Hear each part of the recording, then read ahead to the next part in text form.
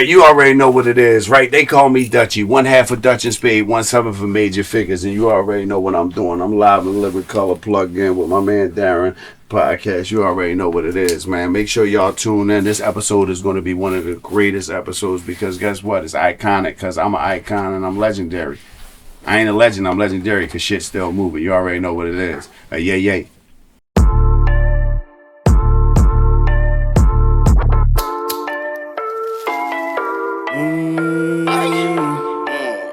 Ayo, we live. Ayo, my guy. Ayo, my guy. Ayo, we live. Ayo, my guy. Ayo, my guy. Live and live in color. Ayo, my guy. How you living? I'm live and live in color. Ayo, my guy. How you living? I'm live and live in color. Ayo, my guy. Where did you get that? The plug is like no other. I'm live and live in color. We live and live in color. Ayo, my guy. Plug got me looking like a Billy every time I walk in. Ayo, we live. Everything custom. 12 wanna know how we got the shit in. Ayo, we good in the hood. Philly on lock, know the plug if you tryna get in. We ain't gonna lose, all we ever do is win. Baby, you on 9 and we always on 10. Ride of your life, hop in for a spin. All the way live, now it's time to tune in. Put an end to the ops, over and over again. We going hard on par with the fans. We gon' ball like we play for the league. Living, you learn, only else that I see. Living in color from my POV.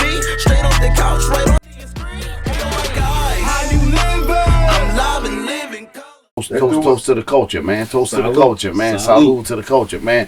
To the dashiki jerseys. You know what I'm saying? You said the dashiki jersey. My little janky. He played for the Zulu Nation. He the starting linebacker for Zulu Nation out this motherfucker. He like that. You gonna leave me the fuck alone? Hey yo, before you kill that, hey KB, before you kill that, why y'all drinking so much of it? Like that? Can I get some more? Damn! Like I thought this was for us. Y'all some fucking alcoholic. He gonna pour you up, huh? Yeah. He gonna pour you up. Tell him to pour me up. What? What? No, fuck, he gonna put a wish. This a motherfucker. Make a wish foundation with this shit. Y'all niggas is crazy. I ordered this. He like, what you want, Dutch? I'm like, I take some Henny. He like that. Okay, I got you. It was here. Then y'all, everybody thirst 48 now. He said thirst 48. No, I knew. I do my homework. I said, hold up. That's fuck with that Henny. I'm Henny over rice every time. That's my favorite food thing. It was something on your gram I seen. Projectiles you had the Henny, and I was like, my album was called Projectiles and Cognac. That's how much fucking Henny I drunk. I drunk a half a pint last night. Damn. I did. We went to go see the Devil's Wear. The Devil's Wear. No cat. Not just because he sit here, his folks sit here, but this the best joint so far, bro. Yeah, I ain't gonna lie. He bringing that energy. No cat. You know well, this is what I gotta do. I gotta be me. You know what I'm saying? A lot of guys be. Every day, all day, on this. Like, this is him. I've been doing this shit for over a year. Like this shit right here, this you can't. This priceless. This priceless shit. Like, this priceless shit. He slumming. He kept telling me though. He kept telling me he was trying to talk in your voice and shit. He slumming me on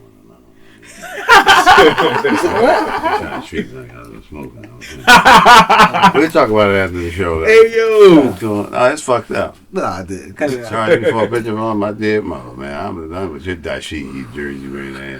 We rocking. We going downstairs too. Yeah, I'm on your ass. This is a whole day, and you high too. I don't like it. No, man. This is a whole day. You've been smoking. Let me bring him in. Can I bring him in? Bring me in where? Introduce you. That was kinky, bro. You got much better. Can I bring him in? Nah. Don't bring me in nowhere. Not on those. Introduce you to the plug-in. What the? You don't introduce me to nothing. You ain't plugging nothing in here. I'm a grandfather. You getting all this? That was. If he's at McDonald's, he'd be a McFreaky. That one. Hey yo. This sound crazy though. Hey, yo, he said let me plug you in. He said a big freaky. Fuck, I look like Glade. He said, let me plug you in. Glade. That was great. And I bring him in. You want to bring me in? Oh yeah. Nah, cause I know you as fire rapper, nigga. I ain't know you for real. Like that's crazy. And you still don't know me. Tell me you ready to plug me in. Nah, you might not know me no more. I'm done with you. I don't know. We light skinned. You gonna do this? I don't know you, but I know. No, but you gonna do this to us? We light skinned. You gonna do this to us? I'm talking about your character, nigga. That's fucked up. You told me you was gonna plug me in. No diddy. Fresh. No diddy. It's got pause that. No diddy. You gotta have a pause. So the plug is look real quick while we going. Button. So look. We might as well do it. Look, we might as well do it. Look, I might as well tell you now. Look, I might as well tell you now, nigga. All right, come on. Plug-in is from my mom. I love that. Plug-in is from my mom, bro. So, and I didn't know this about you until probably like the past week with your mom. Not the down, but I mean, no, that's up because our moms mean the world to us. Plug-in is Patricia's legacy, unity and growth, inspiration and navigation. Oh yeah, plug me all the way in, bro. See what I'm saying? Plug me all the way in that one, bro. It's like deeper than rap. You know what I'm saying? It still don't make it not like you kinky because you didn't explain it to me first. Okay, because now it's like you don't get no leverage because my mom is going through. So it's like fresh is fresh. You got to tell somebody before you try to plug them in. But this is what happened last week. No, when we was talking to his with man last week, and his I think it was his mom that had passed. But it's like it's just a different energy. I talked to my cousin this morning. Her mom and her dad passed. Bro, I cried this morning about my mom. Yeah. I woke up this morning. I was feeling a little bit, Excuse me. I don't. What was that? No, I had burp. I know. Before we continue on, let me just. What was that though? But before, That sounded like when diabetes rates start. That was the call. That was the call when it's like you ready to be sick. Before we continue, let me just give you your flowers. Can I give you your flowers? Yeah. All right, so Philly, Delaware, Jersey, up top, down south, Midwest, West Coast, the whole fucking U.S. man. Like, this for us. This for the culture. Plug in. Y'all got to plug in. Y'all already know the plug in for me. Plug in for Live and Living Color. Plug in for Fly Tie, and definitely plug in for Philly's famous. What a Philly's legends though. Like, you know what I mean? Like, the thing about Philly is I feel like we don't get the flowers. You know what I'm saying? Like, we don't get the notoriety that we should get. You know what I'm saying? And somebody like Dutch right here, come on, man. It's like you paved the way, man. You paved the way, bro. And I don't share this with too many people. They're giving away too many flowers. Now? Yeah, in general. Give water. I like that. You know what I'm saying? I like that. Everybody got flowers, right? Right. Every human being is a flower. Right. Because when our mothers passed, God only picked the most beautiful flowers. Mm. You feel me? It's deep. So you give water because the flowers that we already got planted, they need to be nourished. Okay. You feel what I'm saying? So I'd rather take the water. Mm. Right. You know I like that. I'd rather you offer me some hydration. You feel what I'm saying? Yeah. Hydration. You know what I mean? Because that word is used too loosely, and some people don't deserve flowers. You know what I'm saying? You get flowers when you're done. I like You know what I mean? not to cut you. You laid out on what's the first thing they bring to the funeral? The flowers. The person that killed somebody can bring flowers. Yeah, You know what I'm saying? yeah. So when people say, "Oh, I want to give you your flowers," I'll be looking at them like, nigga, well, what about the flowers I planted 26 years ago? Yeah. Don't they need nourishment? Don't they need water? Don't they? You know what I'm saying? So I just take the water. I'm humble enough to take the water, and I appreciate you offering me that, brother. That's what I'm saying. I love that because it's something that I never. You made me think about something on a different angle. I'm known to do that. Yeah. You know what I'm saying? I'm known to do that. You got to think about it, right? I am part of a situation that was way, way bigger than just music. You know what I'm saying? Yeah, I think salute to my brothers, Major Figgas, and our one sister Bianca. Lava just got his Grammy. Gil and Wallow have the #1 podcast, Urban, right now. Let's get in. Let's yeah. And I'm creeping in. We're all in the top 25 urban podcasts. My Expert Opinion, Joe Budden, $1 Million Worth of Game. You know what I'm saying? It's a lot of things going on. So salute to everybody that's doing their thing right now. Big fan. You know, like I always tell my brothers, you won't be lonely at the top because we all on the way. I never said this on camera, but 5 days before my mom's passed, she couldn't talk no more, and my mom loved to talk. So like, I wasn't really into. I ain't gonna lie, I wasn't really into podcasts, right? Drink Champs. Shout out to Drink Champs, like Nori, you know what I mean? Like, yeah, I used to fuck with Drink Champs, but I wasn't really into it. After my mom's passed, I said there's something, at the funeral, I said there's something that I gotta do.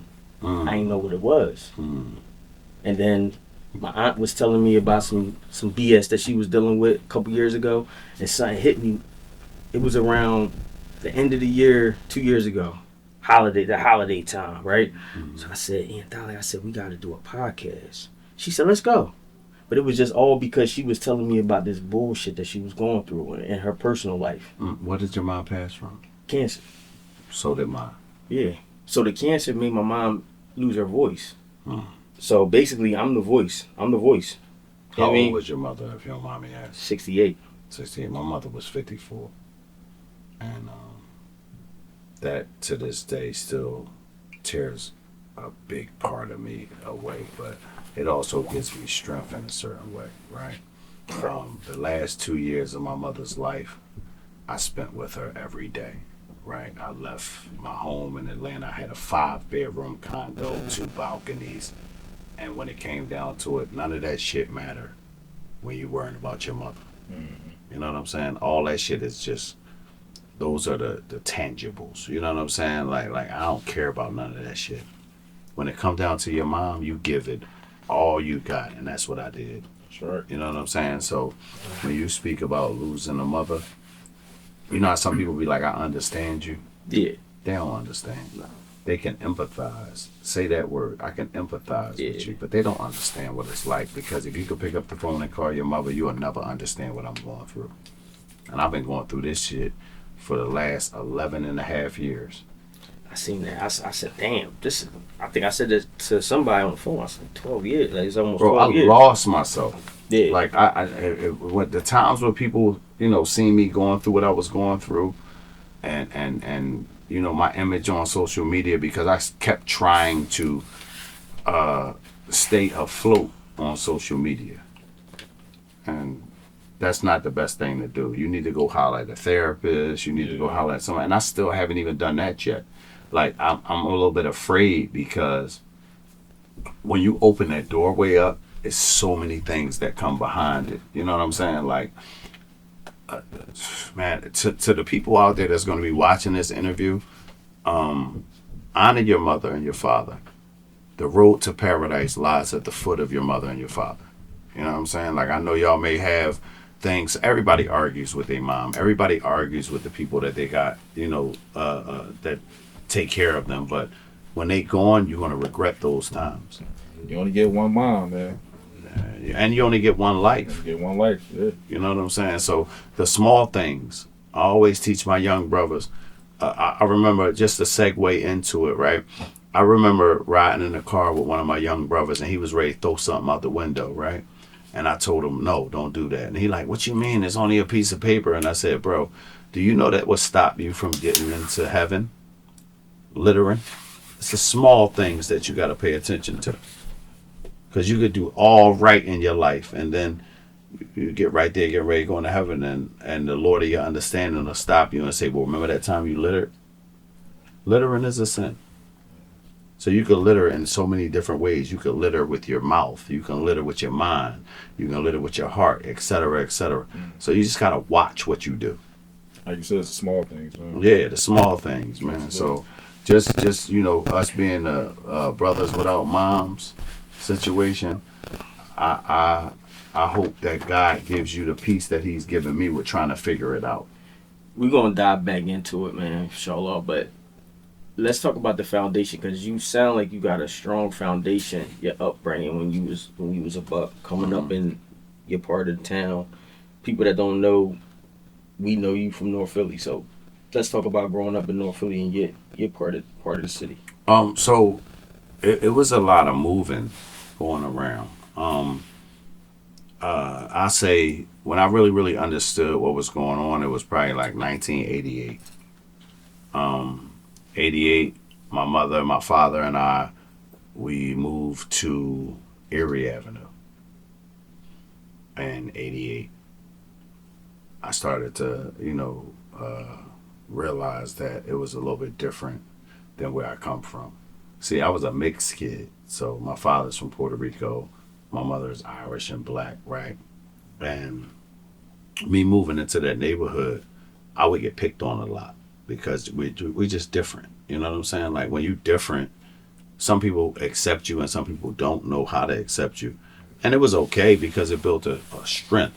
You know what I'm saying? But the first couple of years of Erie Avenue was very rough for me because I was coming from 4th and Diamond, 11th and Cumberland, and 33rd and Cumberland was where I moved to first when we left my grandmother's house. So when I moved to 33rd and Cumberland, I started my understanding of who I was, right? And then, when you in that Section 8 system, they move you around a lot. Right. So they moved us to Erie Avenue. And once I got to Erie Avenue, that's when I was like, okay, we settled. You know what I'm saying? We settled in. And that's where a lot of things came from with me. So where you think you really became like a fan of music or seeing music actually happening and you felt like, I want to be a part of that or I think I can do that? 88. 88. So my Uncle Mike, and I've said this before, my Uncle Mike, he wrote a lot of records for a lot of artists and worked with a lot of artists. And my Uncle Mike had a studio set up in his house. And he asked me and my little brother to, it was you remember the ABC and, you know what I'm saying, all them kids and stuff, them child groups that was, coming out. And my brother and myself, we would always do every family gathering at our house was everybody's listening to music or everybody, you know what I'm saying? So we would perform, at the Thanksgiving dinners and Christmas and stuff like that. So 88, my uncle took me to the studio, me and my brother, salute to my brother Eastwood. And we did a song called The Kids Did It. Because how old was you think you did it? 8. 8. I was 8 years old, so I fell in love with it around 8 years old. You know what I'm saying? And I still remember my verse. That shit fucks me up that I still remember that joint. Yeah. It's the S to the P, UNKIE, spunky, and I'ma get funky. So listen, silly rabbit, you got a habit of saying that I'm a bad boy and I broke your kid's toy and took your girl's almond joy. I'm not living that way, so just leave me alone and give me the microphone. Hey, yo, Chip, what's up? I passed you the microphone, and the song was called The Kids. That's crazy. He was 8. 8? Yeah, I was 8 years old. Tell us your influences from 8, like your influences that you heard on the radio and. It was. I ain't gonna lie. It was the Ghetto Boys, and I mean, like that type of shit. You know Chris what Cross I'm wasn't out saying? yet? Huh? Chris Cross wasn't out yet? All of that. No, they wasn't out yet, but it was all of those things. 88 was more so Big Daddy Kane, I'm about to say, Cool G Rap. it sounded like a little Jazzy Jeff. Or Yeah, it was but no, I'm gonna keep it real with you. Jazzy Jeff and the Fresh Prince was a conduit to me and my uncle wanting to put us in. But then you got to remember Michael Bivins. Okay. With him having addition. Yeah, but him having those child groups. Yeah. Who do you think? Who was one of the first people maybe to come out of your area or closer to your area that you felt like not saying that they made it or if they did make it or it just was an influence? You like, damn, they from my neighborhood, they close to my neighborhood. Was anybody like that you've seen growing up, like a rapper, actor, or comedian? Kevin Hart. Kevin Hart. Yeah, Kevin Hart. We went to middle school together. We went to high school together. So yeah, Kev was a hell of a basketball player back in the day. Oh, he was. Point guard. Was he he had all- to be nigga little as a motherfucker. Was he always like the funny boy? No, No. Kev was an athlete. Athlete. You know what I'm saying? Like He was on he, the swimming team too. I heard. yeah, That he was movie- a fucking that movie- athlete, that bro. movie that was about the swimming. He said that was about his school. It was. It was a coach that was from Nicetown that actually would take kids and make them, not make them, but help them with learning how to be on a swim team. You know what I'm saying? Because in the urban community, we don't have swim teams and stuff like that. So yeah, man. Salute to Kev. Kev was one of the people who I seen in the beginning that started to do certain things, and it was like, damn, like, wow. But that was after Did you it ever started. Did you ever think he would get to the point where he is now? How big he is? Ambition wise, you knew Kev was going somewhere because he always stayed to himself. You know what I'm saying? So people that stay to themselves, you got to watch them because they're always at a focal point. So his focal point was, what am I going to do to get out of these inner city gripes that I'm going through? You know what I mean? Like living in the inner city, man. Like either you going to sell drugs or you going to do something with entertainment, or you going to sell drugs, or you going to do something with sports. You going to sell drugs, or you going to do something with this. Or you got a wicked jump shot. Did they clown him? Did they clown, like back in the day, did they clown him for, like when he did Paper Soldiers and all that, like was he trying to clown How him? can you clown him? So what the thing about it was a comedy club on South Street. Oh yeah. The Laugh What was the name of House. that? I forgot the The name. Laugh House. Laugh House, yeah, Laugh House. So the Laugh House is where Kevin Hart and a lot of people from our area Right. would go to and get a chance to start. You know what I'm saying? So when we found out Kev was doing comedy, we like, oh, what the fuck is Kev doing comedy for if he could play basketball like this? Because he had the actual ability to go to the league. That's He how was good that he nice? was. Fuck what? What school? I believe Simon Gratz. So he went to Simon Gratz. And yeah. Did you know that? Dang. I didn't know he was a I mean, we sports could look it up though. Look it up and see No, what high school he went to. No, because I want to be I politically know y'all are correct. from the same. No, but I want to be politically correct. Can we look it up real fast and see? But that probably explains why he work out so much like that. Like how you do now. It makes sense. Yeah, 'cause I'm just like, I damn. remember he said something. Kev Hart is No, like, but I want to know though. So can we look it up? Out No. loud. Oh, What wait. I'm Let me looking see. at. Hold on. Dang. Hey Siri, Uh-huh. what high school did Kevin Hart attend? Washington. Washington. I think he did swimming though. Washington. I don't know. Yeah, that movie Pride. He said when that movie Yeah. Pride came out, I was inspired. So the reason why I thought Simon Gratz was because that was our high school from the neighborhood. But yeah, he did go to Washington. Simon Gratz. The reason why I think of Simon Gratz because I think of Rasheed Wallace. So it's like a lot of people that came from our area would go. You know, I went to Simon Gratz. My brother would be great. They kicked me the fuck out, but yeah, and that's how I met P.D. Crack. Getting kicked out of Gratz, and we went to Daniel Boone together. So me and Crack been friends since we was like little. Shout out to P. Crack. My man Pedro. So like, how old you think he was when Major Figgas was formed? You think? I was doing it way before. See, that's the thing, right? Major Figures was just a thing that happened in my neighborhood, but it wasn't the beginning of me. You know what I'm saying? Like, and that's no slight to Major Figures. I love my brothers, but I was doing it way before that. Was you and Dutcher Duke first before that? Me and who? You and Spade. What, me and who? Dutcher Spade. You Oh, okay. They caught you with that joke because I'm like, Me hold up. and Dutch. Yeah, I didn't say it like that. Hey Dutch, what was you doing? My fault. No, so no, You so said it's I didn't know Spade up until we started the group. Spade was from Nicetown, Yeah. and I didn't like him Why? because he was so fucking good at rapping. So I didn't like him. I was like, oh, who the fuck is this motherfucker? That's so dope. Thinky that.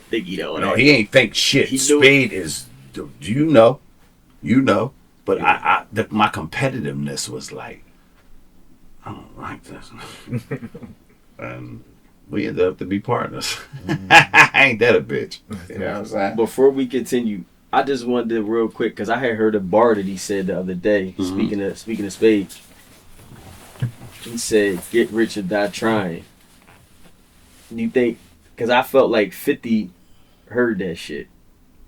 He said, Well, "Get rich or die trying" on the Is It My Style. This was the crazy thing, right?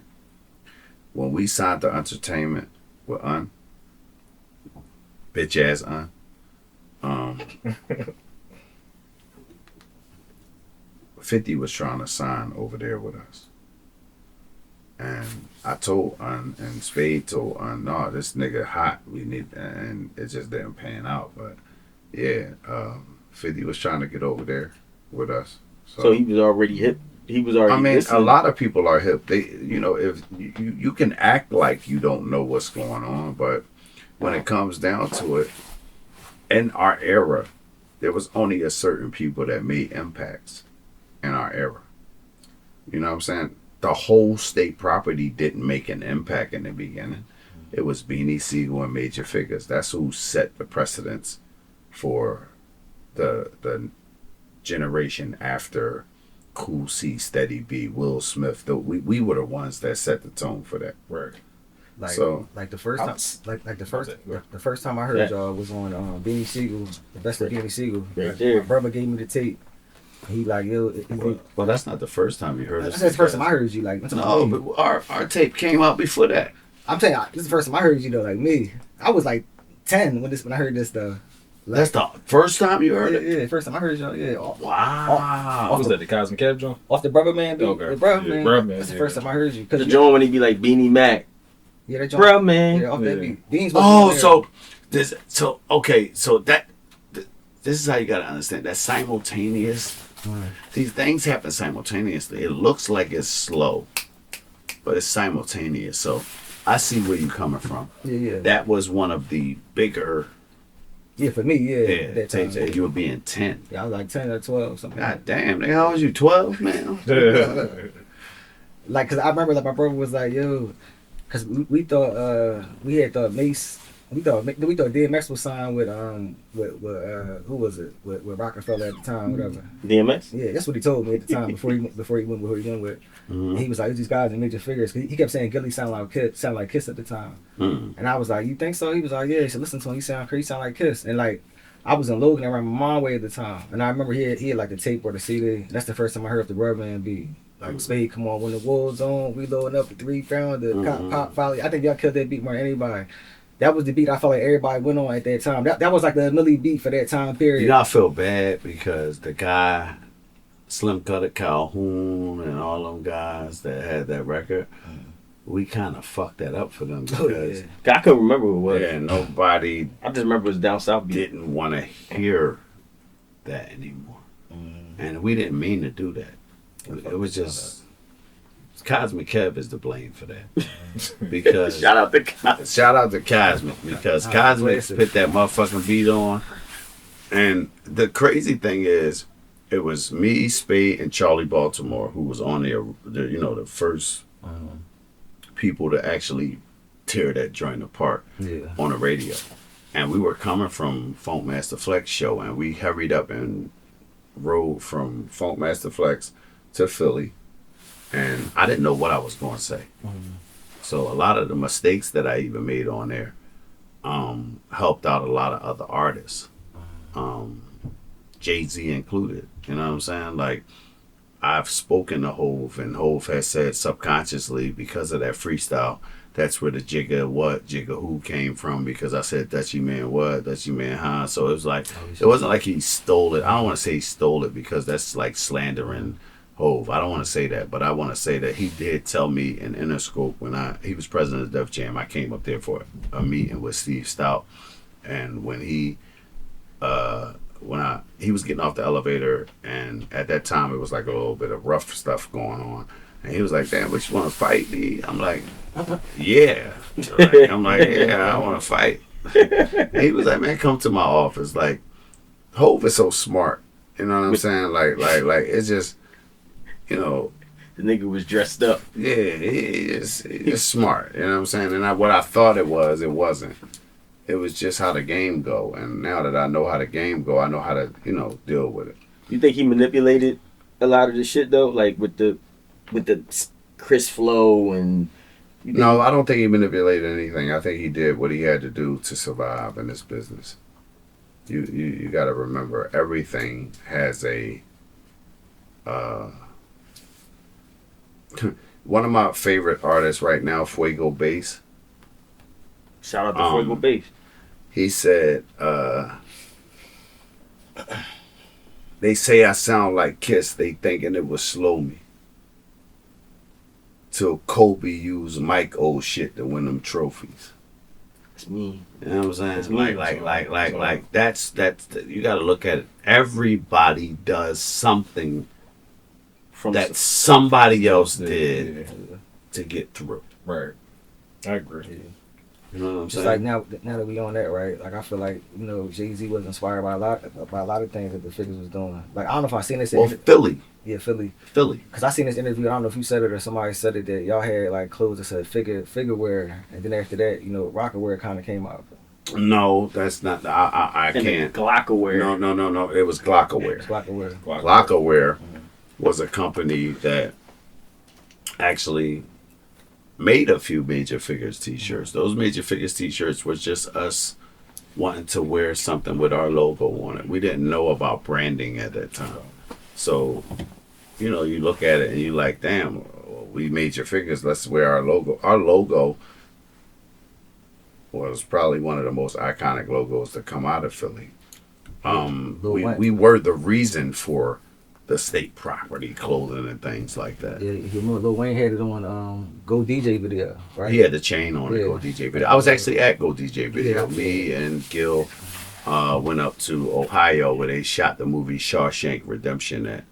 And that's where 2 Chainz was talking about, he had a cipher with us, and that's when he was like, oh, am I a rapper or am I not? You know what I'm saying? Because we would fuck shit up everywhere we went.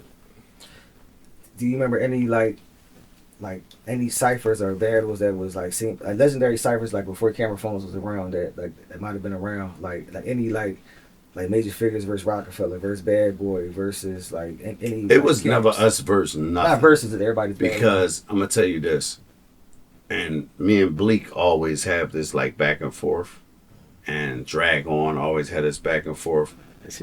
They thought that they were competitors. To this day, I'll bet my life to a suitcase full of shit, and this is with all love, and I'm saying it in every camera I can say it in. Drag On stop, Bleak stop. Y'all can't fuck with me now. We just gonna keep this shit 100. You know what I'm saying? We just gonna keep Talk it heavy. Keep it 100. That's not talking heavy. I'm talking realistic. I love y'all brothers. Y'all know we came up together. But y'all know I made y'all niggas catch long ride homes and want to go. I made y'all CEOs look at y'all crazy. Because you can't do what I do. And I can't do what y'all do. But don't act like y'all wasn't on greater labels. Just an independent guy. You know what I mean? Coming in and making y'all niggas have to go argue with your pen a little bit. You know what I'm saying? So it ain't no disrespect. Y'all are great at what y'all do. Y'all just not better than me. And if you think you is, let's go. I want to hear your take on the what was the Cam song y'all did? Where I'm from? Where I'm from. Yeah. Let's talk about the whole. In fact, hold on. How did it come in? I want to hear how it came into fruition because I already knew they was on. Go ahead. We never really talk about how you got signed. Like how did that happen and like how did the deal happen and how. So the entertainment. That was entertainment at the time. So all right. Before that, you got to go before that. All right. I had a group that I was in. My brother Fatim and I called Black Vision. Right. And we went to New York. We were supposed to sign the Def Squad first with Eric Sermon, right? And even Puff was interested in signing us, right? This was just me and my homie. You know what I'm saying? Right after that, I took we just keep rapping and rapping and rapping and rapping. So, Bump Wallow, and all of those people. Wallow is the reason for Major Figures. Really?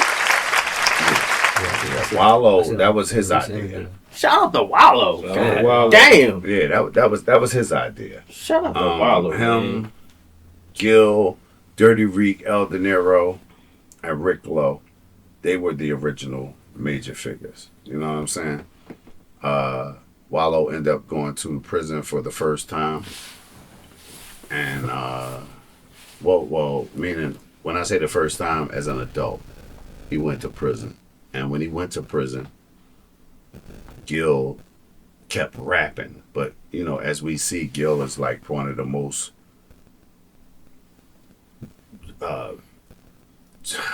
how can I say this? He's one of the most wholehearted basketball lovers in the world. He loves basketball, where a lot of people didn't know that's Farrar Nasir. You know what I'm saying? From Franklin. You know what I'm saying? So he played with the Reds, and you know what I'm saying? A lot of people. So he actually was going to go to college to play basketball. You know what I'm saying? One of like the top he high was school basketball players in the he was top of the line when it Yeah. came down to being a point guard. Yeah. You know what I'm saying? So, Better than Kevin Hart? oh yeah, I don't. Let me tell you this: you still see Gil down there at 50, almost 50 something years old. Gil still be out there Still cooking. I be seeing him smoking him shit. on the gram. He You know what I'm out there saying? cooking niggas. So, you know, I used to go see Gil play basketball, and I'd be like, damn, and you know, like everybody would just go to watch him play basketball.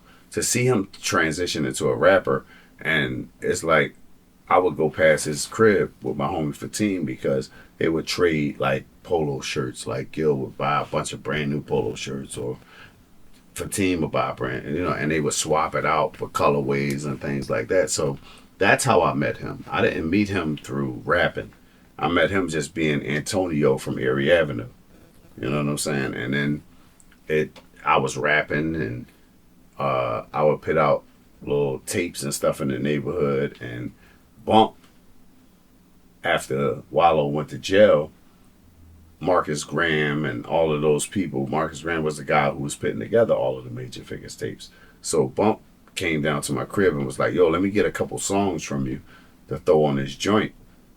And when he did that, you know, that's how things started to Come together. transition. Yeah, I even tried to get Cassidy to be a part of Major Figures. It just didn't work. Wow. You know what I'm saying? We rode up to Erie Avenue, Lava and Gil was sitting on the porch, and I asked them to rap, and they just was like, he's not like how we rap. I didn't even rap how they rap. Cass popping around that time? Nah. Cassidy was actually friends with my little brother at the time, and I just thought he was dope as a rapper. I didn't know how the business went, so I'm like, oh shit, they forming a squad of rappers. Let me introduce them. But I didn't even rap the way that I rapped when I became a Major Figure. I was always more so on a boot camp click, and you know what I'm saying? I listened to that type of hardcore grimy shit. Brooklyn. So like, New York. Just grimy. Just like me and Petey Crack was in, I say like the beginning of high school together. So the first tape that he gave me was Brooklyn Zoo and all of Dirty. that. Yeah, Old Dirty Bastard. So Dirty. I started Shame rapping on the nigga. Shout that out to way, Game right? on the nigga. Yeah, so I'm rapping that way, and Gil and Lava didn't like it. They was like, nah, they don't rap that way. They denied me. So, salute to my brother Lava, but Lava was like, nah, this is how we doing it. So I went back to my block, and my next door neighbor, Corey, he was in Penn State at the time. He would kill me in every battle. I would be on the porch crying and shit. And because I just couldn't rap better than the nigga. He gave me this book called The Rob Report, where they got all these airplanes and cars and Aston Martins. I grabbed that fucking book the next day. I went back up to Lava and them the next day. They said, oh, you got it. So with that right there, who said Dutch is a Major Figure? It didn't happen that way yet. I still was just General. That was my first name, General. So let's go to That was your first rap So let's name? go to the Yeah. first. So let's go to the first day though when you became an actual Major Figure. It's something better than that. Before that, Me and Bump went to Yonkers. Okay. We was gonna sign the Rough Riders. That's what he was saying about DM. No, you said DMX. Okay. Keep y'all too. Go ahead. Just you and Bump. Yeah. So me, Bump, Chops, and Ruck, Jadakiss and the Locks would send cars to come pick us up from the Ocho and take us over there. I catch a bullshit case that everybody got misconstrued. I catch a bullshit case and I gotta go on a run. And statute limitation pass, I can keep it a bean. I had to go on a run. So I had a house arrest band on. I cut my house arrest band on and I blend with Bump, the motherfucking Yonkers. But Bump was your man. That's still my man. I love Bump. We blend the Yonkers and we supposed to sign the Rough Riders. But during my run, literally, I go stay at Stevie G crib in Southwest. And they having this huge cipher. And at the end of the cipher, me and Spade was the last motherfuckers to Was Philly's most in there? rap. Yeah, everybody was in it. And we was the last motherfuckers to rap. And with that being said, nigga looked at us and said, yo, I got a deal for a 2-man group. Do y'all want to take it? I looked at Spade. Spade looked at me, and four or 5 months later, we were signed to Entertainment. Y'all ain't know each other. Y'all knew each other, but y'all ain't know each other. Yeah, we knew each other, but it was more so like I told you, I ain't like him because he was too good. So Y'all wasn't like, yo, what you doing today? Like y'all wasn't homies. Like y'all It wasn't none of that. Y'all would just. There wasn't no phones y'all like just, that. It just you call my house phone. Right, that's what I'm saying. Y'all just knew each other. Y'all just knew each other from. That's crazy how y'all got together. So let me though. ask you this: before the Entertainment Damn. deal, wasn't it like an opportunity where like y'all might have been with Rockefeller? No, It wasn't nothing like that. after. That was after. Yeah, after. Because It was all around the same time. You got to understand. So, like I said, things happen. It seemed like the story goes like that, but simultaneously, we meet in Rockefeller. We meeting this person. We meeting that person. When we right after we released like a lot of our mixtapes and Eyes on Hip Hop and Too Raw for the Streets, you gotta remember that was the way that executives found out who was popping. Hold on, do you remember Unsigned Hype from the source? I think y'all was in that too, right? Yeah, but that was after. Still. You still gotta remember that was after. So Major Figures had their run, but still, while they was having the run, me and Spade was having a run. So it all happened at the same damn time. That's what I'm about to say next. Major Y'all- Figures was like the what started us all, but then it was like it's hard to explain, bro. Dr. Dre had Lava, Suave House had Gil. Me and Spade was over at Entertainment. Wait, you know what I'm saying? Dre had lava? Yeah. I never knew that. So what? Yeah. So what label was the Figures for Life? That was Rough Nation Warner Brothers. And Rough Nation was responsible for finding the Fugees. It was just different back then. The way that because everything was Chris Cross was signed to him too, I it think. was just different Yeah. back then. Sounds Yeah. Right, Yeah, No Question, Columbia. all of them. Like, They was everybody. Philly based. It's crazy, bro. It was deep. You know what I'm saying? It was So deep. like the golden era, I feel like a Philly groups. We had Ram Squad, we had Nine Brigade, we had Philly's most. Philly's Most Wanted, we had Major Figures, we had Beanie Siegel, we had Eve as a solo artist. Mhm. I feel Rough like Riders. like yeah, like that was like one of the best times to be from Philly. Like I remember when I was a kid, like my first CDs, I was like 9 years old buying CDs. It was Confessions of Fire. Like I knew y'all was on Sports, Drugs, and Entertainment. But like that was my first actual album, like based on like when cassette switched to remember Columbia House used to get like 10 tapes for like $10, and everybody would burn them. They'll send them to somebody else's house, and then they go pick them up from somebody else's house. I was stacking up on CDs, like, and I remember like At 9 years old, though, why was that your passion, though? Like, because I like lyrics. So my brother, like whenever he used to buy like a tape, he would give me the book. did he rap as well? Nah, he ain't rap. Like I used to play it for him. Like used to be in the car, he'll play it, whatever. Like he would buy like Jay-Z Reasonable Doubt and give me the book, and I would hang it on my wall or whatever. And then like he'll be like he'll give me the tape, like yo, tell me what you heard, whatever, stuff like that, whatever. You know what I mean? So I remember like my first probably one of the tapes was Mace Harlem World, like tape wise. Yeah, that's what started Major Figures. What? Mace on DJ Clue. Oh really? Mace, the Locks, all of them on DJ Clue. That's That's why Kiss is a brother of mine and will always be a brother of mine, because when they came to Philly, I would always, either whether I had to jump over a fucking gate or whatever, to get to them niggas to rap. That's how it would be. So that's when Ja Rule would always say that we had that cipher and he beat everybody and went and got Eve from upstairs and this and that when he know he could never fuck with a nigga. To go against Bianca.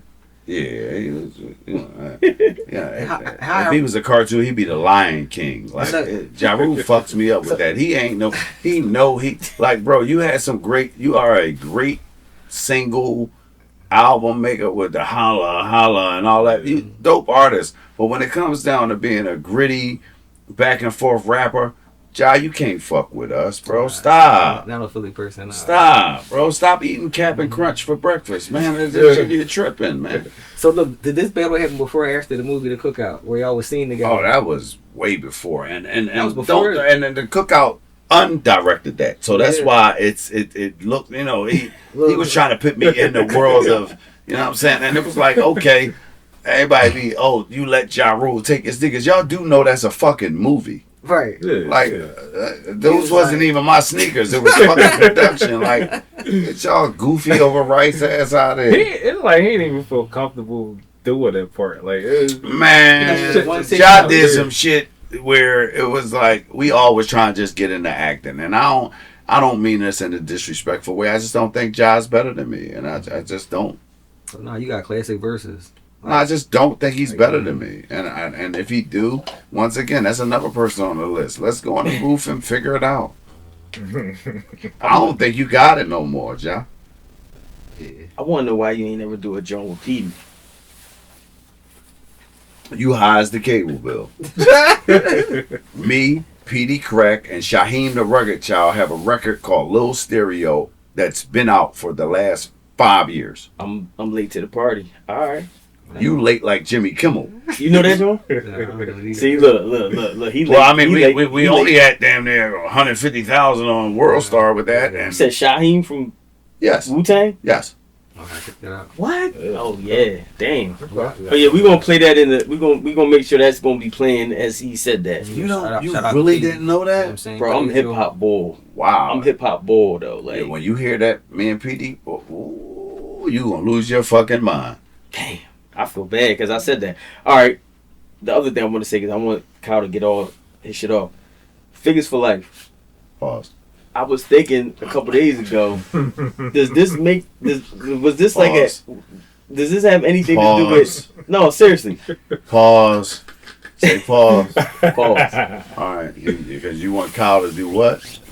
I'm gonna let him No, you want Kyle to do what? finish saying what he was going to say. Exactly. You don't say no. You want Kyle to get his pause shit off. Pause. Alright. Pause. You right, my fault. But listen, Can't keep in the the brain. title of the album. Does this? It's probably no correlation, but for some reason the other day I was thinking about NWA's Niggas for Life, Mhm. and I'm like, hold up, they had a lot of niggas in their group. Y'all had a lot of niggas in your group. Does this have any? Does the Philly? Those were just catchphrases, right? So it's plain to see. You can't change me, cause I'm gonna be a figure for life. So it did transfer from the, NWA? NWA. Because I'm like, Dave situation. Jones was called Niggas for Life. No, that would, out of every interview I've ever done, that was like one of the strongest comparisons that is kind of politically correct, because it was like, it's plain to see, can't change me. So nobody never said that? No, they never said that, but 'Cause it's it- like, niggas you feel can like see, you can see how it could influence. Shout out us. to my big brother. So if it wasn't for my big brother, I wouldn't even fucking know NWA. But because he was 70s baby, I'm 80s baby. I know all that shit. My So first shit it's was crazy. KRS. My first shit that I knew was KRS. So there's an artist him. named Cocaine that we interviewed on My Expert Opinion. And Cocaine is one of those guys who has over 4,000 features, right? Probably one of the most featured artists in the world. And he came from that NWA and, all of that type of stuff. So it's crazy that you say that. But yeah, it's just you do what feels great in hip hop. You know what I'm saying? Like if it's good for the heart, that's where those things come from. So yeah, everything has a derivative. It derives from the people who brought out albums before you. Yeah. So it's like we probably didn't look at it like that, but you know, being niggas with attitudes and things like that. But no, we was figures with attitudes, and we just really still to this day know that no matter what, we unfuckwittable. I was like, damn, we got a fucking NWA right here. It is. Shout but out to you know Easy. what's so You know what I mean? crazy Rest in is peace to that Easy, but our hey, market is the hardest market to get a buzz in. Philly. yeah. You know what I'm saying? Like, you know, Philly, you gotta. It's hard to get Philly to He like. battling with New York and the little fucking. No, it's just more so just what is here. We don't have record labels in Philly, Right. Yeah, true. so Right. you have to go to New York to go get a record label to see what you got going on. You know what I'm saying? That's how you get on. You got to go to New York, the Mecca. We can't take that away from New York. That is the Mecca of hip hop. You know what I'm saying? But gangster rap started here. Facts. It make me think of when Beans went to New You York. said started It here. make me think of when Yeah. Beans went to New York on accident. Woohoo. Woohoo. But you know gangsta rap started here? Gangsta rap. Schoolie D, bro. Schoolie D. That's ooh, you got it. That's him, right? No, that's cool. See, That's cool. That's sick. cool sick. Yeah, that's cool sick. That's look at some of the interviews. that's 3 times dope. with Ice-T, right? Ice-T said gangster rap originated in Philly with Schoolie D. Schoolie D is like an unsung hero. Yes, he is. Cause that's what Sparks said on his Mount Rushmore, bro. Mhm. Big salute to Schoolie D, because without Schoolie D, we wouldn't have gangster rap. What's your Philly Mount Rushmore? While we at it. Black Thought from the Roots. Ab Lava. That's nice. Beanie Siegel. And myself, of course. Hey, shout out. Hold Shout out on. to It's Mount 5. Rushmore. It's 5 on the Mount It's Rushmore. 4, but you can add one. Yeah, I think it's 4. Add one. Petey Crack. That's fire. Shout out to Dutch's Mount Rushmore. You gotta fucking make it yours. That's what I love about that shit. Yeah, You but gotta it's make just it like yours. it's crazy because I still got a couple more that I would love to add Go ahead. to it. Add more. EST, That's Steady B EST, right? not just EST. I don't. But that's but Steady B was in the group with him or some shit. It's just EST. I don't want to get into all of that. You know what I'm saying? Like, it's just people that made an impact in my life. You know what I'm saying? And there was a group called 100X from Philly that made an impact in my life. So I was thinking about like the first time, like, you know, when I was I think I've been doing the picture thing for about maybe 2-3 years now, whatever. Mm-hmm. And I think you was one of the, like you said, you was one of the first people that reached out to me. You said, yo, if you need anything, let me know. I don't want nothing, whatever. I talked to you on the phone, whatever. And I had made a picture for you or your mom. And I updated it since the last time, you know. So I got a copy of it here now. I wanted to give it to you and get a good reaction from you on camera. Like, you know. So,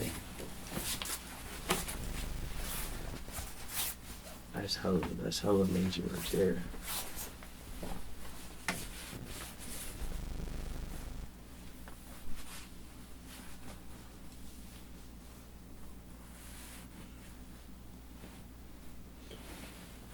Wow.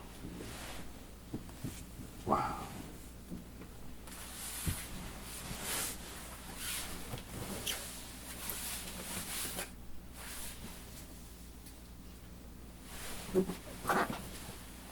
And it hit different because it's Mother's Day coming up. yeah. That's why I had to bring next week. mine. I had to bring mine out.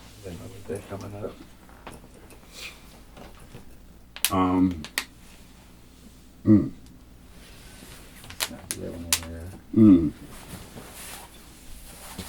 And I gotta make sure don't forget before we wrap. It's definitely something that I got to ask you about that.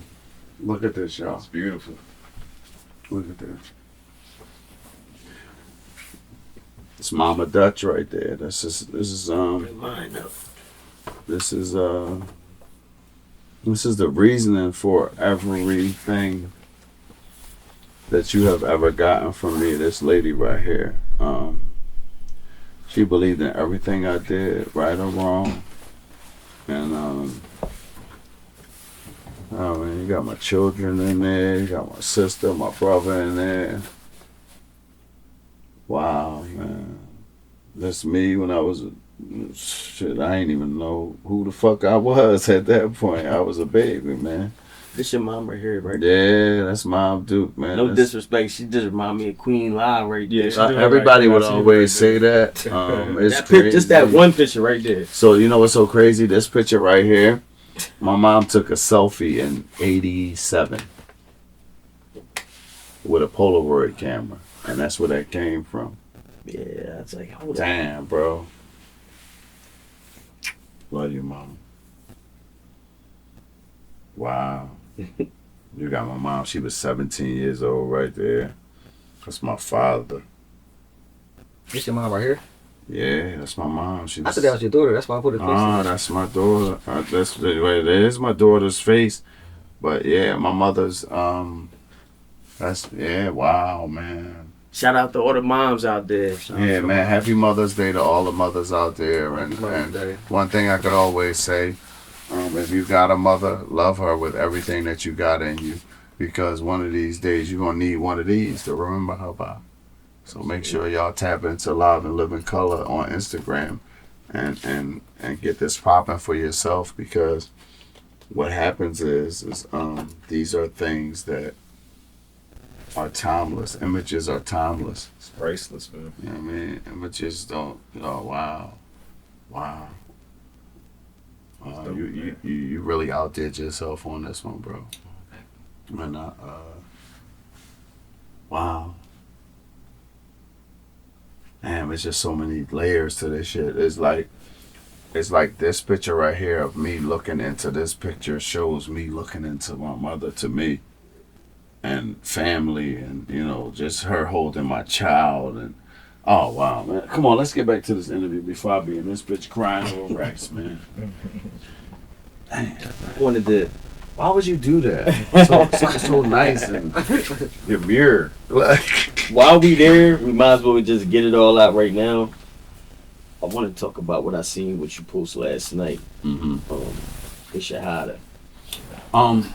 So That's something. That's like a whole nother level. I was thinking of, ever since I seen your post, I'm like, damn. My mom, I think I said it earlier, she couldn't talk the last 5 days. mhm. And I was like, damn, maybe I should have been trying to give her the knowledge that I had at the time. And even if she could have just been like, you know what I mean, just let me know that she was, Well, but she couldn't talk. don't have regrets. Right. So in Islam, we have a thing called the Qadr of Allah, Mashafahallah, the decree of Allah, right? We can't say who, how, why, or any of those things, because you're questioning what he has written, right? So my mother had cancer just like your mom had cancer, right? And she had stage 4 bone cancer. It started as breast cancer, and then it evolved into this thing that is taking out a lot of our people. And her central nervous system, right before it shut down, we would have these vivid conversations about life and religion and things like that. And I said, Mom, I'm a Muslim, and I know that this is the right way for me, and I think it's the right way for you. Would you be willing to take Shahada? And she said, yes. All of my children are Muslim. I want to be Muslim. I gave her Shahada, and maybe about 2 weeks later, my mother left me. And I was able to bring her into the fold of Islam. And that was one of the most prolific things I think I've ever done in my life, besides rap, besides anything else, was bringing to my mother. So Islam. You know what I'm saying? I just heard about people doing it, like literally, like, as the person was dying, like the last 10 minutes. So So, like, it's beautiful to do it that way, but it's even more beautiful when you can actually have the person understand and Yeah, accept that's it what I said about on Uncle their Mine. own. You know what I'm saying? Like, so she accepted it on her own. You know, you can't force religion on nobody. So with that being said, my mother passed away as a Muslim, and inshallah, she is granted Jannah al-Fitr. Can't say no more better than that, bro. You know what I'm saying? Fuck cancer, man. Yeah, yeah. I just found out a couple days ago my sister got pancreatic cancer. So it's like as soon as the interview over, I'm going up there. She got Temple to go see her. So it's like cancer. But you know what helps with that, brother? Happiness. You keep them happy as you can, because what takes people away when they have cancer that I've learned is them not being happy. Mm. Happiness, the stress. Cancer feeds off of stress. Yeah, right. You know what I'm saying? So, you know. So I'm looking like if you had because we got to wrap up soon. You're looking like you know, if you could, what do you think is your top 3 classic verses or classic songs? Like, you know, like A Dead Man Walking, or like, you know, like the Power 99 freestyle, or something. It could be like Y'all Can't Fuck With The Figgas. Like, I would say my breakout joints was, of course, the Power 99 freestyle, Where I'm From on Cameron's album, and Dead Man Walking on Funk Master Flex the Tunnel. let me ask you this too, right? It seemed like on a lot of records, you did the hooks on a lot of records. Like, even on What You Want, What You Like. Tell me the story behind that was made. I know you got a funny story about that. Like, No, it's not even that it's a funny story. It's just we were trying to step outside the box a little bit and salute the Rottweiler, the producer. did the beat? Yeah, Rottweiler did the production on that, and that was us just signing the Interscope. Me and Spade, before he went to prison, he signed the Interscope with me, and Steve Stout was like, you know, we want y'all to be able to have better production. So, you know, we already had Digger, you know what I'm saying, 6-figure Digger. And to work with the person who created, you know, the beat for Method Man and Red Man, which was the Rottweiler, you know what I'm saying, produce a single for us. It was amazing, you know what I'm saying? And it was kind of short-lived because Spade ended up going to prison. Okay. But so I'm gonna do this. I'm gonna do hood theories, because I always had this theory that I don't know if you said it in an interview or I heard it somewhere, that around the time when that record came out, Ludacris' first single was "What's Your Fantasy," and I don't know if I heard that song, "What You Want, What You Like" was getting more play than "What's Your Fantasy" at the time. And yeah, it was pulled. yeah, and they said we don't want this to be the first time that we heard Ludacris on somebody else's song, so they made it, you know, made them Yeah, pull that. no, they pulled our record. That's great. They pulled our record because we were doing more BDS. Yeah. You know what I'm saying? So the BDS goes, you know, if you do 2,000 BDS, you know, you're being played on a radio so many times that it's coming across on the radar of record labels. And we actually were, you know, beating Ludacris out with that single, the Roll Out. Oh, It has a roll out. So it was that, and then it was What You Like with us. And, you know, the powers that be didn't, I guess, at the time, didn't appreciate the simple fact that it was still going to be a record with Ludacris on it. You know what I'm saying? So it wouldn't have hurt them. It would have actually helped them. yeah. You know what I'm saying? Features are what help artists. So Was there ever a video for that? A music video? no, like I said, it was so short-lived. Me and Spade actually signed to On in '98. By 2002, Spade was on the way to prison. So, you know. So do you think, like, you know, Spade getting incarcerated kind of not messed up the career, but kind of put a lot of things on hold? Like, could you do solo stuff without Spade being there? Or, I thought I could. When we signed to Interscope, I asked for a clause in my contract to be able to do whatever I wanted to do because of the cash money situation that was on the horizon. You know what I'm saying? Yeah, I remember that too, yeah. And when Baby called my two-way and was like, you know, he wanted to meet up and stuff like that, my thing was, you know, me and Spade had a situation already, so I wanted Bianca and Lava and Rolex and the rest of the squad to have a situation, even Bump to have a situation, and I introduced Cash Money to Major Figures because they came to Philly actually to meet me. And with me doing that, Gil ended up taking a solo deal over there, and the trajectory just changed a little bit. Okay, I You remember. know what I'm saying? So with it changing, it wasn't so. I mean, you know, to each his own. I mean, you know, I at one time was a little bit upset about it because I'm like, damn, my idea was everybody gets a, you know, everybody eats. Right, right. But you know, being selfish is not a bad thing. Now that I've grown to be the man that I am, I have no entitlement issues. I have no room for worrying about what happened in the past, and I don't live my life as a throwback Thursday. You know what I'm saying? So when you go on YouTube now, that's why you see me on my expert opinion. That's why I drop albums. I do what I got to do because you're only good as what you do for yourself. Oh, yeah, Right, yeah. Before we get into that, I'm gonna ask you this question: like, Dead Man Walking, right? When that record came out, was that a Beanie Siegel record? Was that a Dutch and Spade record that y'all gave to Phone Master Flex and Big Cat? Because I feel like a record like No, that. so Yeah, did y'all record it just for that album? no. We were in New York recording. So Beans and myself, we would hang together every day. Because like I said, in the beginning, it was like Major Figures and Beanie Siegel was supposed to go to Rockefeller together. So we would hang out every day. You know what I'm saying? We would hang out every day. And one day, Digga made some beats and stuff like that. And with Digga making the beats, I called Beans up. Beans was like, come over to the studio. I want y'all to hear what I got going on.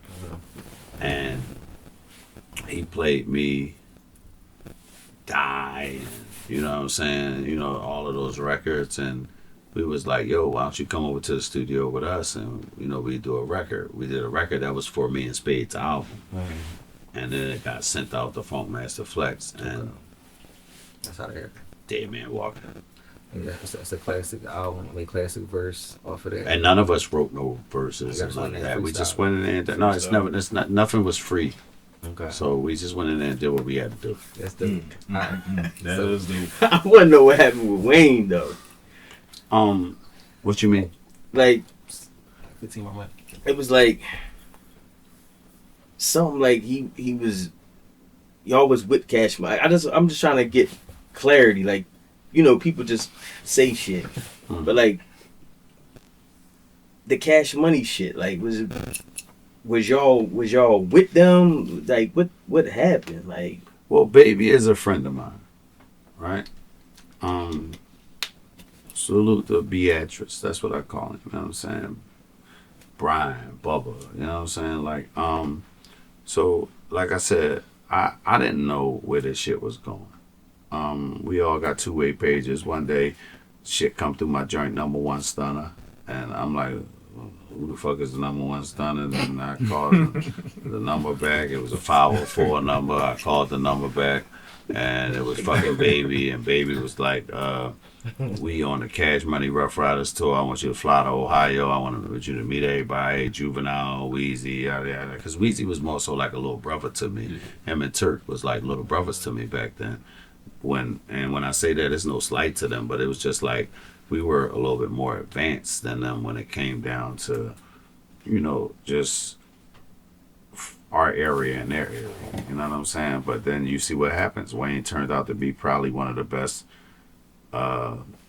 lyricists in the world. And what happens with that is, I wish I would have never told the nigga what I was drinking at the time, because the syrup era was what really, to me, changed the trajectory on what Wayne had going on. And then Wayne must have told Justin Bieber, and then they took activists off the market, and I fucked that up for everybody. Was you writing shit though behind I the ain't scenes? never wrote nothing for Lil Wayne ever in my life. What we did was we did an Undisputed movie soundtrack at Cash Money, and that's what it was. Whatever Gil had going on with them when he went down there, I don't know. He the only one that know that. You know what I'm saying? So a lot of people would like to speak for other people. I don't do shit like How that. about another Lil? I heard a Lil Kim. What was your relationship Forgot about about that? Like I seen this video. I seen this video one day. It was called Download or something like that, and he was like the male, like I guess you could say like co-male, whatever on there. Like, did you have to do that song or the video? I worked with Lil Kim for about 5 years, and you know, And you met her off the situation kind of, right? no. No, ain't nothing to do with that. Her and my man Kabani was in the federal penitentiary in Philly together. Oh shit! I forgot And she knew about Dutch and Spade from us being signed to Entertainment as well. So my man Bond and her, they would be the only people that they locked the jail down for. Mm-hmm. And they was in passing one day, and he said, when you go home, holler at my man Dutch. And, you know, one thing led to another, and things happened, and, you know, I don't really get into too much of that. Salute to Kimberly. I'm about to say salute to You know what I'm Kim. saying? Salute to Kimberly. She do what she do. I do what I do. I don't have no malice or ill intent towards anybody. So let me ask you this, right? If Biggie, you know, if he still was here, you think y'all be signed to him if y'all was with Entertainment? No, well, Unside said that the reason why he signed us was because Big would have loved me and Spade. That's why he signed us. Okay. With his bitch ass. While we was at, not to cut you off, but while we was at the Lil Kim thing, Dutch, can you give us your top 5 females, like MCs? Not to put you on the spot. Queen Latifah, Lady of Rage, Miss Jade, Bahamadia, Charlie Baltimore. Is that an order? It's a good list. No, and last but not least, Bianca J from Figgas. It wasn't no order though. You just Ain't no order. It's never no order in that shit. shout out the fucking What's Rage. He one- said Rage from Cali. Yeah, right. What's one artist that you would love to work with that you never got a chance to work with? If you had to get a feature. Pharrell? That'd be dope. Yeah. That'd be dope. Movie wise, If I had to pick somebody that I would want to do a movie, I would love to work with Denzel Washington. that's his man. Denzel the Go go-to, Diddy. man. That's his homie. Can't go wrong with Denzel. Yeah, Denzel. I would love to work with Denzel. I made sure I ain't say nobody this time. Last time I said Denzel and they was like, No, Denzel is or Robert De Niro. You know, I miss on records, getting back to music a little bit. I miss like what they call them posse records, where you got different people from different, situations on one record. Mm-hmm. Like something like a Reservoir Dogs, where everybody you got somebody, or John Blaze, like you got Memphis. Well, just to be honest, We don't get that no more. I seen something that really touches my heart and makes me feel dope about hip hop again. Mike Knox is actually putting together a Philly compilation. I seen something on the gram today. He did something And- with Skino. Yeah, salute to NH and Cheap salute to Mike Knox for doing that. Oh yeah, oh yeah. Pitting everybody together. Oh yeah, while we on it, right? So years ago, like I told you, my cousin was Dumont from Redbrick, from down Frankfurt, whatever. And I remember back in the day, he had an album called Affiliated. And he had people from different parts of the city on there. So we had Vegas had a song with Gilly the Kid off the Jay-Z Stop beat. We had a joint with Nina Ross. We had a joint with Non Brigade. We had a joint with Sandman from Logan. And it was like everybody from different parts of the city. So when I seen the Mike Knox thing that he was doing it, I thought of my cousin when he did that, because it was called Affiliation. So that was like dope. Yeah, like, Affiliation was like some of the guys that I started with. My man Don used to manage them. Okay. Yeah, so yeah. Yeah, like that. So that was a good time. Like I feel like that was like the golden era of Philly music. Like when Most Wanted came out, and I think that was the first album that Neptunes produced. Like the whole album. Like I think they did the whole album. I think Yeah, a lot of people didn't understand that the Neptunes, it was ahead of their time. not even ahead of it. I hate when people say that. You're not ahead of your time. You're where God picked you to be. You know what I'm saying? Yeah. Your time is your time. Yeah. Sure. But I said something to you about earlier about the bootlegging from the back in the day, the CD era. But I wanted to see if we correlate that with now, with how people don't want to subscribe, don't want to like your shit, don't want to watch your shit, don't want to post your shit. You know what I mean? Like nobody, I'm not gonna say nobody, but it just seemed like if I'm a fan of yours, I'm a fan. Like, you know what I'm saying? Like, people don't be authentic no more. Back in the day, you had to be authentic. You can't go. I stood in line to get the Raekwon purple tape. Yeah, everything was I physical. stood in line to get that joint. I asked my mom to send me the bread to buy that joint when I was like 12. Like how you said earlier, I was like 12. But it's like, it's just like, what is it nowadays? Why people don't want to support? Microwave lifestyle. Yep. Everybody want everything. They don't want to feel like Just they like dicky. that. Yeah, and that what they call, you know, that I'm not gonna repeat that. I don't think you should ever say that again. Pause. You have to pause for that. But that's networking. Yeah. That's what it is. Networking. You know what I'm saying? What people call what you said. Yeah. Networking. You know what I'm saying? Like, it's networking, brother. It's your network will become your net worth if done properly. You know what I'm saying? Yeah. So, you know, it's a lot of things that I can get into that I'm not. But stop slighting yourself and cutting your own throat without reaching out to people because you feel as though you being gel. You know what I'm saying? Like, it's gonna stunt your growth every time. There's nothing wrong with telling a person you appreciate what they do.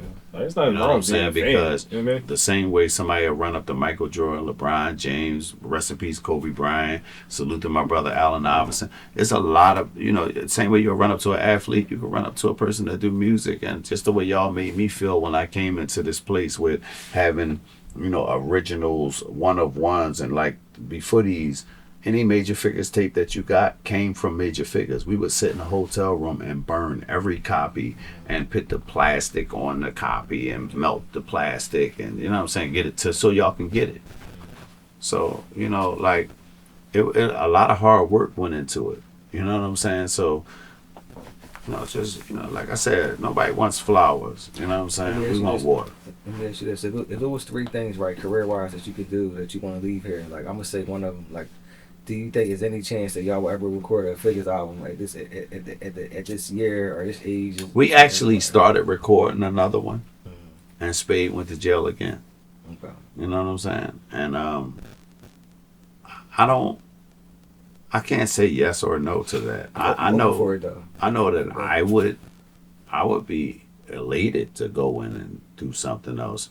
It's crazy. Like I said, I talk to Lava probably every day or every other day. And he always sends me records and stuff like that. And him and Spade did a project called Glory, and then Glorified. And, you know, I've always, you know, as of recent years, released like 2 albums and stuff like that. Where I got Conway the Machine, PD Crack, 38 Special, you know, just all of the people that people listen to. And I've done some great numbers on those.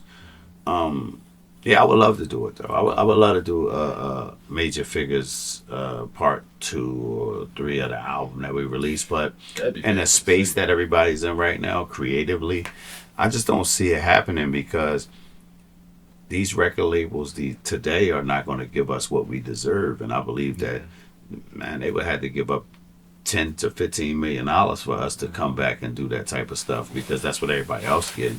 You know what I'm saying? If you know, salute to the Locks. If they come back and do a project, you know they're gonna get a $5 million deal to do it. If you could have what producer sound you think would sound good to do an album like that? Like a Figga album in 2026. Who would be a good producer to do that album? And who produced the first album?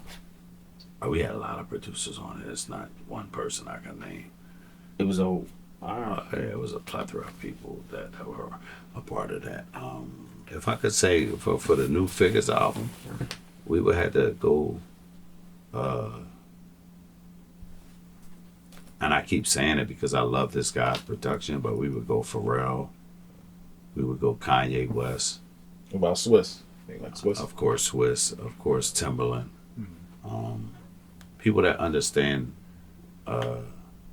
how being legendary is a part of the continuity to a great future and keeping it going.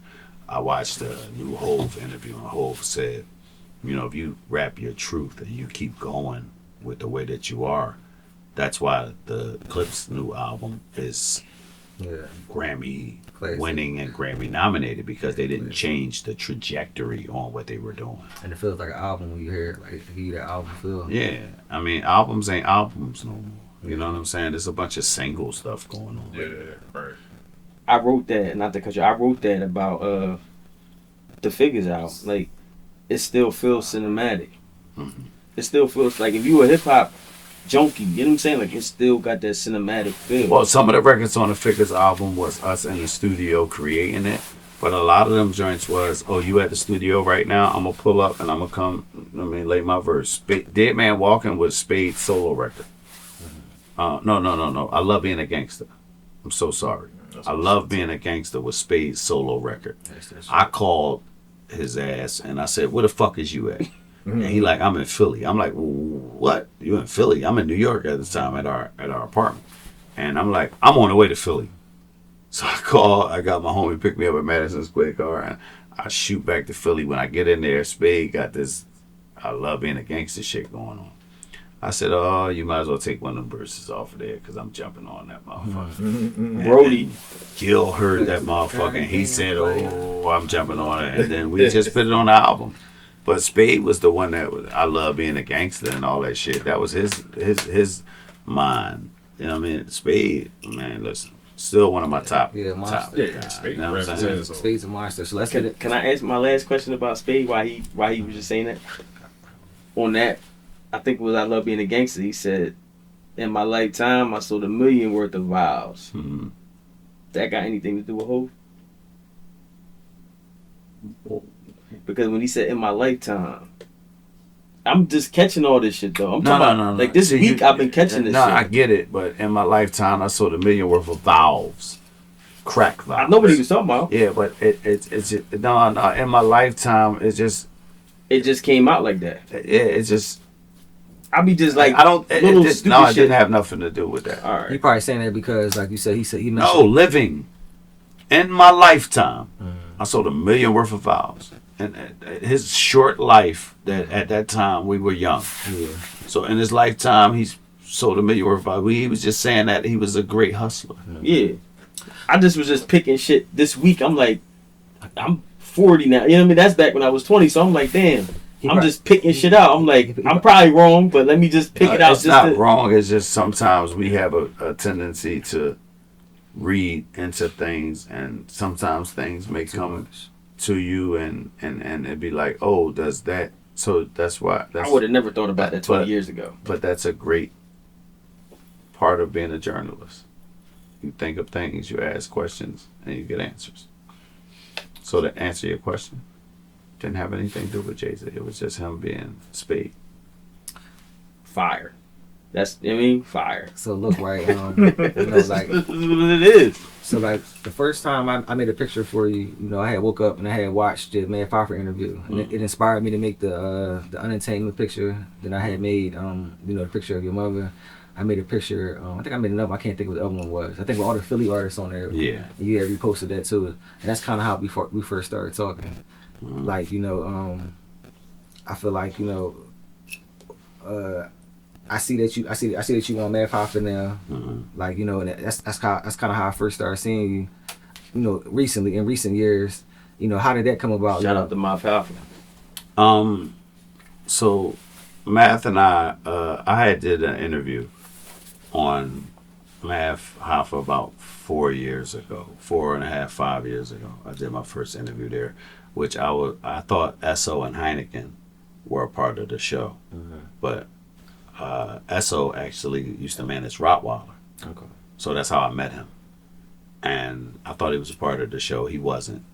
I asked him, "Can I do an interview because I had a project coming out?" And he made it happen. And then I met him, and then later on he just kept going on interviews, and then he became part of it. And then, as you see, a lot of the co-hosts from that show become like disgruntled and things like that. And I don't speak about that type of stuff because I worry about myself. But yeah, me and Mav got a great thing going, and the reason why I'm on my expert opinion is because I'm an expert with an opinion, and the sky's the view is not the limit, as Jadakiss said. So yeah, my expert opinion, man. I'm Dutchy, man. Mr. MEO, man. Shout out to Mayor. Out the hell. We're gonna wrap it up. Show him the Mad Papa drink. Well, you want to see that too? Nah, we can save it because guess what? I'm gonna take you up to the show and you gonna give it to him your motherfucking self. That's They what's call up. me Dutchy. This is live and living color. We done plugged in. Now we about to plug out, and you already know what it is. Yay!